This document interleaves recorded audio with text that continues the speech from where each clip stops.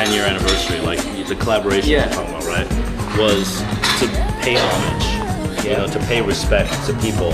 And if you look at the 25 people that we worked with on the 10th anniversary, they span the whole generation. So from Bobbito, who was so inspirational to me before I started Staple, before I became Jeff Staple. Bobbito was like, I was up at 4 a.m. like, you know, taping his shit, you know, every time I'd be taping it. And you know, when I brought my first catalog, when I made my first line sheet, one of the first people I showed it to was Bobbito, because he owned a store called Bobbito's Footwork in the East Village. And like, I was like, okay, Bob is my hero. You know, he's one of the reasons why I'm doing what I'm doing now. You know, I showed it to him and he like just straight shitted on it. He was like, I'm not feeling it. He's like, I don't really like any of it.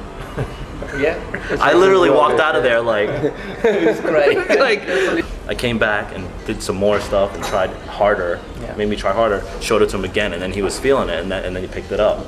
So like, I had to go back to Bobbito, you know. Like the first store that actually carried Staple was 555 Soul. Back when 555 Soul was a whole different animal, you know, it was like a boutique in the Lower East Side that sold like, you know, Milk Crate, Double Down, 10 Deep. A lot of cats got their first start in 555. You know, so we're also doing a collaboration with them as well. The thing about Hiroshi that's interesting though is that people have been influenced by Hiroshi for so long, but he isn't the type of cat that like brags about it. You know what I mean? But they don't, and people don't even know the influence that he commands.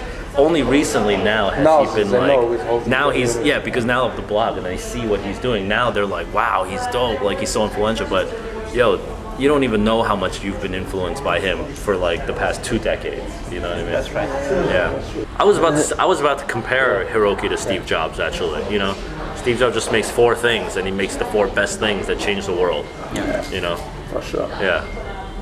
So, I mean, good direction. I admire, I'll tell you this, who I admire is Hiroki from Viznim. You know, like, he's obsessive about what he does, almost to the point where he's like a madman about it, you know, and it shows in his product, and it's just, I think his product is amazing, you know. He's so, like, you know, when you did this before, he's like this with his brand, you know what I mean? And I wish I had that dedication. I need to do too many different things. You know, like I need to like do client stuff. I need to do read space. I need to do art shows. I need to like do all these other things to keep me interested. But he has the ability to say like, I want to take this one thing and just make it so fucking dope, you know? And it's obsessive, but like, I really respect that. I gotta say, I do hate trade shows, okay? But we have done magic. We did magic in the very early stages. I think from a business standpoint, it's important to say, this is us. This is who we are. This is what we do.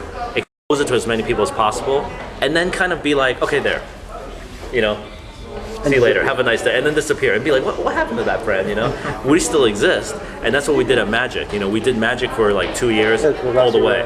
Then we did TBC, pulled away. Project, pulled away. So I think, you know, bread and butter, Europe is sort of like, we hit America, we hit Asia really well. Europe is sort of like a new frontier for us. So I thought, let's do bread and butter Berlin, let's do bread and butter Barcelona, show people what we are, and then I don't know if we'll do it again, you know. To be honest, bread and butter is one of our design clients. We do design work for bread and butter. So it was kind of natural to just do a booth. It was pretty simple, you know. Like last bread and butter Berlin, you know, a lot of people complained that like, oh, the show is horrible, nobody's here, like business is so bad. But to me, just the trip to Berlin opened my eyes to this whole new culture that I was like, people ask me like, yo, what'd you think about the show? I was like, the show was whatever, but like, I'm so glad I came out to Berlin. Like this city changed my life, you know?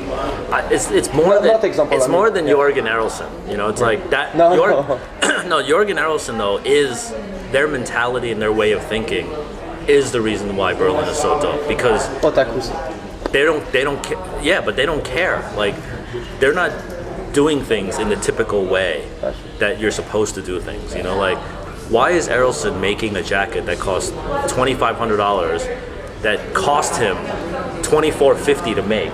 You know, like, and why is he selling it out of his apartment on a second floor of a building? Like, why? Why aren't you doing a trade show? Why aren't you making it in China?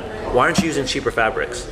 Because Errolson just doesn't give a fuck, you know? And when I started Staple, people might have been like, why are you hand silk screening shirts at school? Why are you breaking into school making t-shirts? I don't really give a fuck. Like, it's not about that, you know?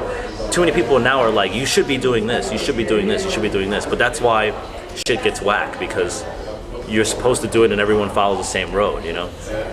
And I feel like in Berlin, a lot of people create with that, like, no objective in mind. They just create to create for themselves, you know? So that a lot of that energy happens, and it's like you said, like, rent is cheap, you know, property is cheap. That's why it happens, though, you know? It's because the rent is cheap that those people can afford to live there, you know? And what's gonna happen is people like me are gonna move there and fuck it all up. And live with Hiroshi in the same apartment. Yeah, me, Hiroshi, Hiroki, we'll all live there and we'll fuck it all up, yeah.